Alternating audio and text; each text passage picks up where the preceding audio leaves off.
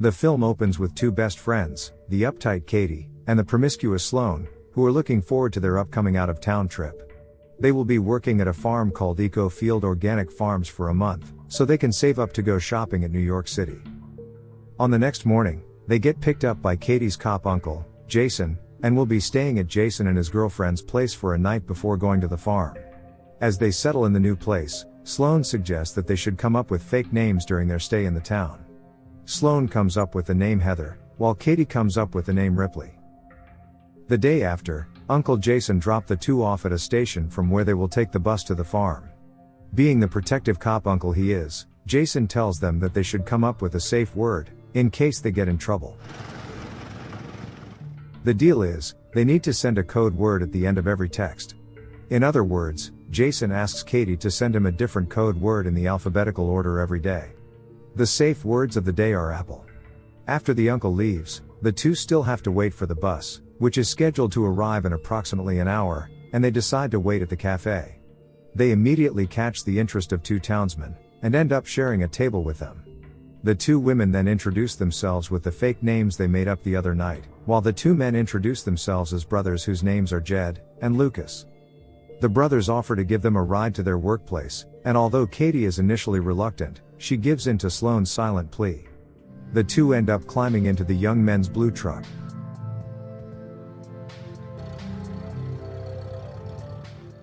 However, things don't go as planned. Jed deliberately passes by the farm where Katie and Sloane work, which confuse the two women. Are we gonna turn around somewhere, or? You'll see. And at last, they arrive. Where are we? This is our family's place. The two women are welcomed in by Jed and Lucas' sketchy mother, who invites them to have some tea before heading to the farm. Once they get inside, Katie receives a text from her cop uncle, and with their agreed safe words, she let him know that she's fine. Meanwhile, the two eat some pie, and drink some tea, of which they probably shouldn't do, but they do it anyway. Their sight becomes blurred as it turns out there's a drug in their drinks.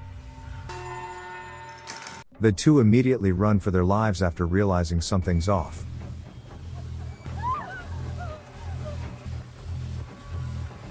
Unfortunately, Jed and Lucas manage to knock them unconscious, and carry them back inside. On the next day, Katie and Sloane are panicking and chained up in the middle of the woods. Jed walks up to them and tells them that they will now be living here, and they are given basic amenities to survive, such as clothes, a bed, and a toilet.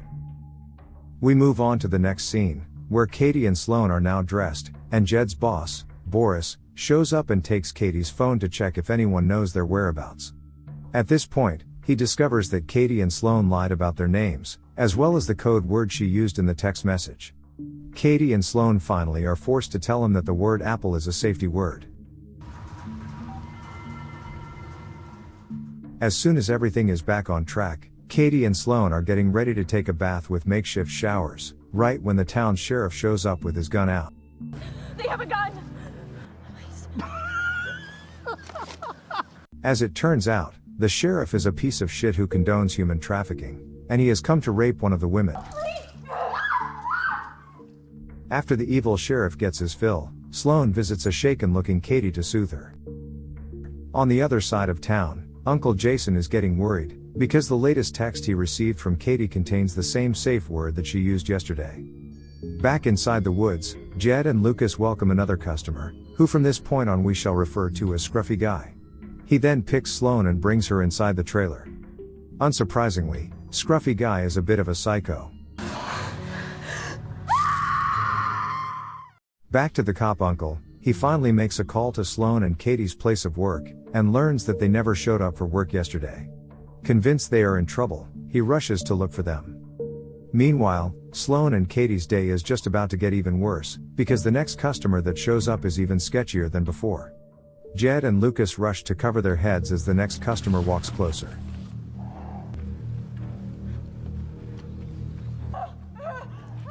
Pig-masked dude picks Sloane and takes her inside the trailer.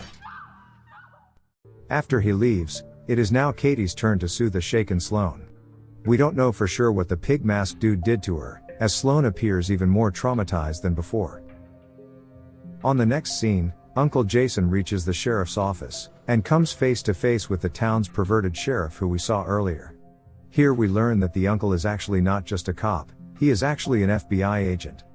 He voices his concerns and is convinced that his niece is kidnapped. To make the plot even more interesting, for some reason the FBI uncle decides to tell the sheriff about how he knows they're in trouble, because Katie did not use a new code word in the latest text message she sent. Back in the woods, obviously the sheriff has informed the kidnappers about the fact that Katie's uncle is an FBI agent, and that Katie lied to them about the safe word. Not wanting the FBI to poke around their human trafficking business, the boss Boris tells Jeff to kill them both and dump their bodies. Unbeknownst to them, Katie is eavesdropping the conversation.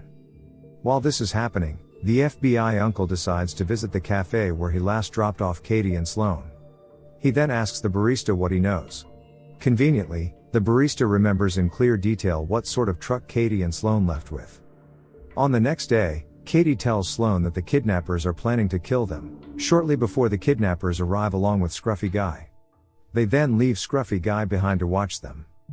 Katie takes this opportunity to seduce him, and once she gets close enough, she rips his throat with her bare teeth. The two women then proceed to free themselves off their chains. Not long after, the sheriff arrives at the scene, presumably to kill them. But just as he steps out of his car, Katie and Sloane have stolen his car. The two women drive back into town, and proceed to visit the hardware store to gear up.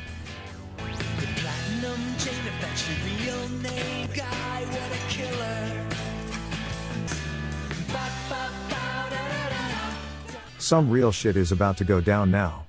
They then ask the cashier if he knows Boris, the man with the blue truck, and the cashier knows where he lives. On the other side of town, Uncle Jason continues his investigation by visiting the town's car insurance building today. He makes up a story about accidentally colliding with a blue truck, and asks who owns it. The boss Boris just makes it back home. It turns out that Katie and Sloane have sneaked up on him, and throw a bunch of nail-spiked tennis balls at him, injuring him badly. Now that the tables have turned, Boris pleads for his life, and even goes as far as offering his money in exchange for sparing his life. Think more? Green toolbox in the other room. Right then, Uncle Jason pulls up in front of Boris' house. Back inside, Katie and Sloane begin questioning him about the identity of the man with the pig mask. When Boris refuses to reveal it, Katie and Sloane take a makeshift spear they made, and shoves it up his behind, which eventually kills him. When Uncle Jason finally enters the house, it appears that Katie and Sloane have left, and he takes in the sight of a dying Boris. Jason then hears the roar of car engines, and storms outside. Katie and Sloane drive off, while Uncle Jason rushes the dying Boris to the hospital.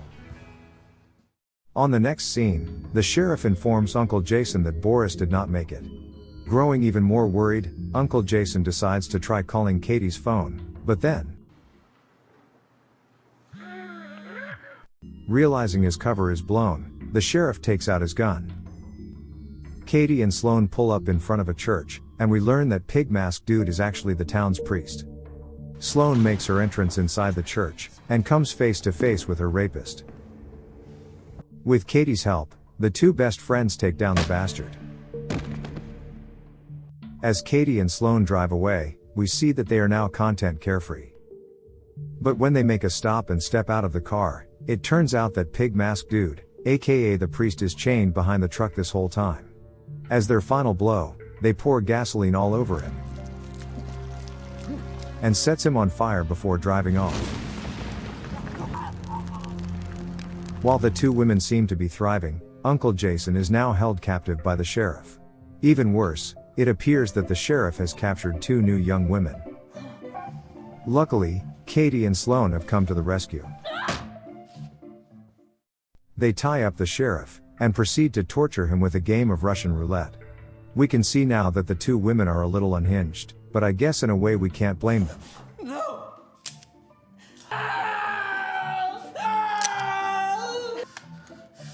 Fucking bitches. The sheriff begins proclaiming how sorry he is, right when Katie finally finishes him off with a blow to the head. Afterwards, Katie and Sloane free the women, and tell them to free Uncle Jason. Jason tries asking the women who killed the sheriff, but they won't answer out of gratitude because Katie and Sloane saved their lives. Next, Katie and Sloane pay a visit to Jed and Lucas' mother's house, and decides to drug her the same way that she drugged them a few days ago. They tie her up and take her to the basement, where Jed is tied up and gagged. They proceed to bash his head in with baseball bats, while the mother is forced to watch. Up next, they take her to Lucas, who is also tied up to a chair. However, instead of beating him to death, they untie him, hand him a bat, and threatens him to beat his own mother. No. Do it. No. When Lucas voices his unwillingness, they shoot him dead. Afterwards, the two women set up his body, so that it looks like he killed himself. It is revealed that they plan to pin all the murders on him. Desperate, the mother offers them money in exchange for sparing her life. But instead of sparing her, Katie takes the lawn mower and brutally murders her with it.